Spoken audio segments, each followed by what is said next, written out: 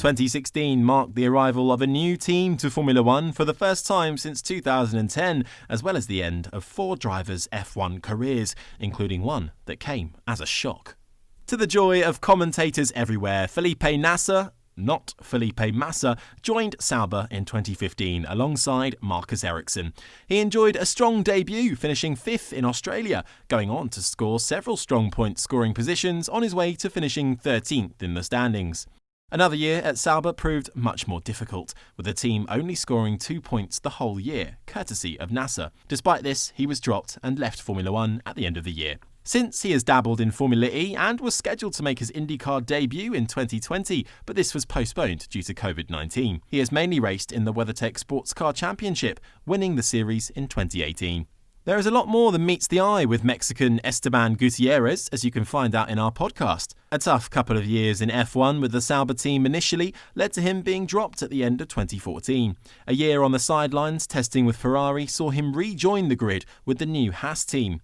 However, a sole year with the American outfit proved unsuccessful and he left at the close of the season. He then joined Formula E for selected races, finishing in the top 10 twice. He left the series to focus on an IndyCar drive. He now works for the Mercedes team as a test, development and reserve driver for both their Formula 1 and Formula E teams.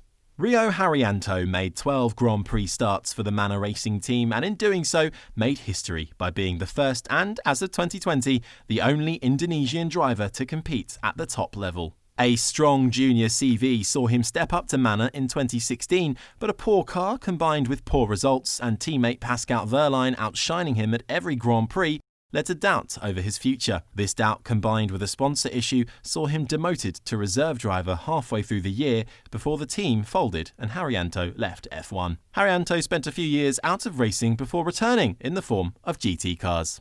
Son of 1982 F1 world champion Nico Rosberg, Nico managed to emulate his father in 2016, beating teammate Lewis Hamilton to take the crown of F1 world champion. A shock retirement in the off-season saw Rosberg leave racing completely. He has since become an eco-entrepreneur, tested electric and autonomous vehicles, and has become very involved in the future of sustainable motorsport. Indeed, he is now a long-term investor in Formula E, joined the German version of Dragon's Den as an investor, became an F1 pundit, and most recently has launched his own team in the new all-electric off-road SUV racing series, Extreme E. Stay tuned for part 8, where we take a look at those drivers who departed F1 following the 2017 season.